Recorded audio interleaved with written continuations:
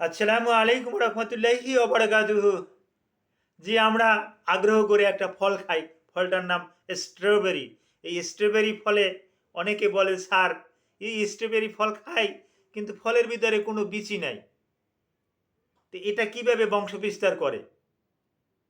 হ্যাঁ, এটা গ্রাফটিং পদ্ধতিতেও এটা বংশ বিস্তার করা যায় এবং বিচি থেকেও এটার অঙ্কুর অঙ্কুর গজানো সম্ভব।